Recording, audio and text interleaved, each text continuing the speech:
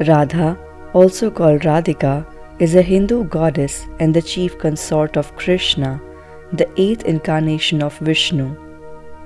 She is known for her love, tenderness, compassion, and devotion for Krishna. In scriptures, Radha is mentioned as the avatar of Lakshmi and also the Mūlaprakriti, meaning the supreme goddess, who is the feminine counterpart and the internal potency of Krishna. Radha accompanies Krishna in all his incarnations. Radha was 5 years elder to Krishna. Radha was the youngest daughter of Vrishnabanu, a Yadava ruler of Barsana, and his wife Kriti Devi. Her birthplace is Raval, which is a small town near Gokul in Uttar Pradesh, but is often said to be Barsana, where she grew up. She lost her mother when she was just 6 years old and was brought up by her maternal grandmother.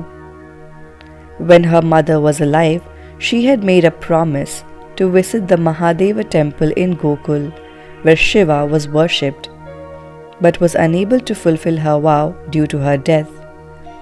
It was a part of fulfilling this vow that Radha had come with her maternal grandmother to Gokul. Based on some sources, the first meeting of Radha and Krishna goes like this. One day in Gokul, Krishna heard two female voices coming towards him. Two girls came that way and they noticed Krishna. The younger girl, Lalita, was Krishna's playmate, and the older girl was about 12 years of age.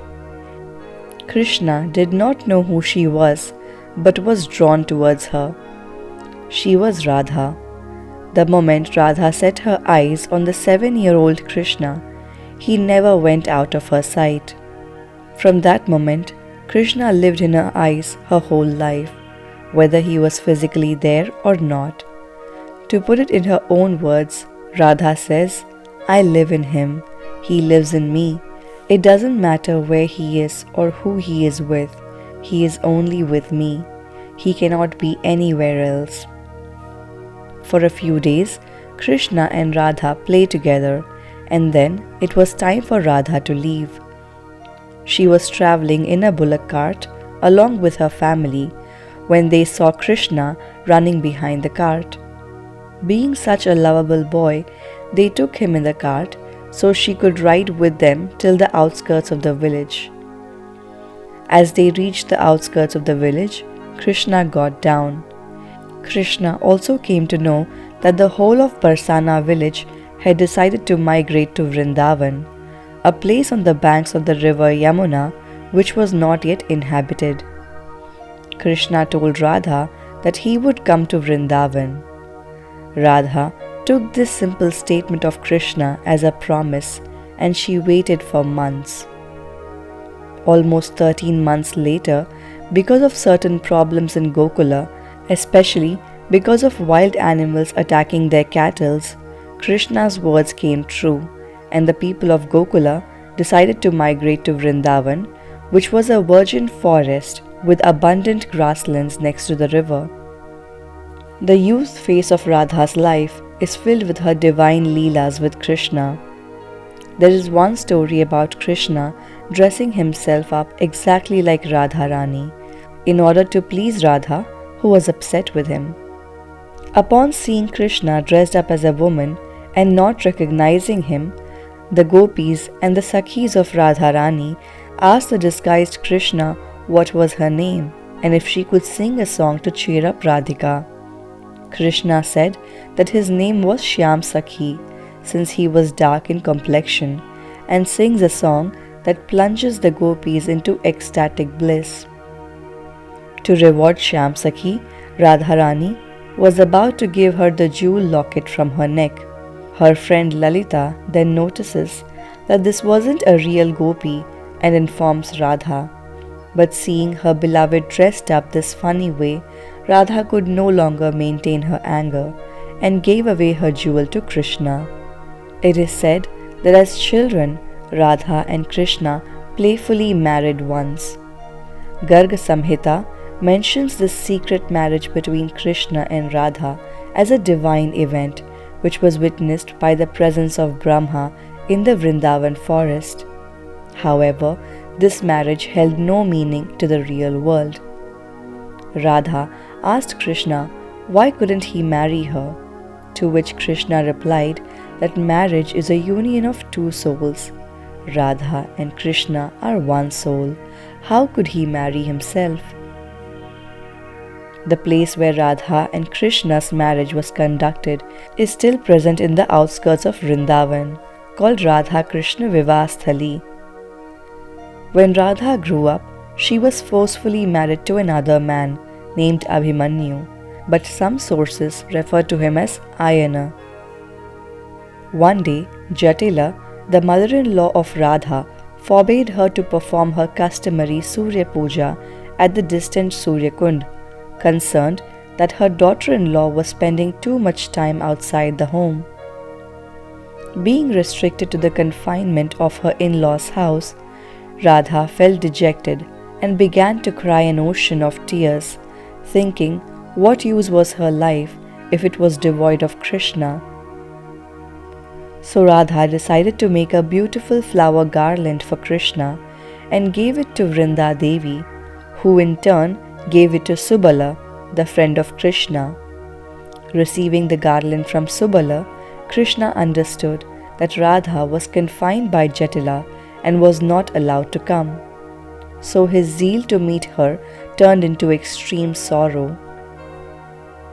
Krishna became completely dejected and inconsolable. He requests Subala to bring Radha out one way or another to meet him. Understanding the miserable state of his friend, Subala hatched a plan. He went to the house of Radha. Being closely connected to Radha's husband's family, he was able to get into the house and also into Radha's chambers. In order to make his plans work, he traded his clothes with Radha. Once they had dressed in each other's clothes, a wandering calf looking for its mother passed by. To reassure Radha that his plan would work, he told her that he will remain in the house and lock himself up, pretending to be a sick Radha. Meanwhile, Radha would dress up as Subala, carrying the scarf to conceal the only visible difference between a man and a woman, her breasts. Radharani finally managed to exit, went to Radha Kund and came to meet Krishna in the forest of Vrindavan. But Radharani noticed that Krishna didn't immediately recognize her, but after some time Krishna noticed her feet and realized it was Radha. Due to her wearing a cowherd boy's dhoti, Radharani's feet were visible at the time. This rare darshan of Radha's feet is known as Radha Pada Darshan. Radha and Krishna do not represent a particular romantic relationship or even just the union of the feminine and the masculine. The story of Radha and Krishna represents a soul in search of divine love, the state where Atma is constantly attaining to reach Paramatma. Radha is regarded as the highest goddess alongside Krishna because it is stated that she governs him through love. Radha and Krishna's relationship is the epitome of adoration, passion, and devotion. The deep yearning and desire of the soul for its ultimate union with God is represented by Radha's devotion for Krishna. Radha and Krishna's childhood is filled with many such leelas, like Krishna's divine dance with Radha and all the gopis of Vrindavan, the playing of Krishna's flute to take Radha into a blissful state, the holy celebrations at Barsana, and many more. But all these leelas come to an end when Radha's love could not stop Krishna from pursuing his duties. King Kansa, Krishna's uncle, had repeatedly attempted to kill Krishna since his birth and thus indirectly threatened the village's safety. When Krishna left Vrindavan and travelled to Mathura to slay Kansa, the first phase of their separation started. Radha reportedly fought with Krishna to stay in their village, because she knew that she couldn't leave the village. However, as Lord Vishnu's incarnation, Krishna had a responsibility to fulfill. So he set off for Mathura with Balaram, his older brother.